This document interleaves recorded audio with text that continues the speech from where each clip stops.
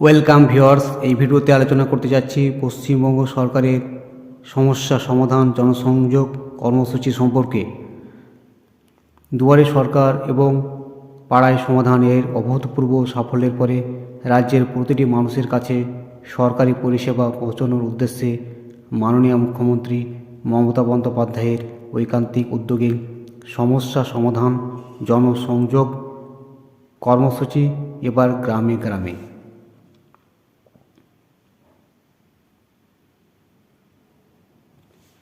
20টি পরিষেবা ও স্থানীয় মানুষের অন্যান্য সমস্যার সমাধান নিয়ে 20 জানুয়ারি 2024 থেকে শুরু হচ্ছে সমস্যা সমাধান জনসংযোগ কর্মসূচি। চলবে 12 ফেব্রুয়ারি 2024 পর্যন্ত।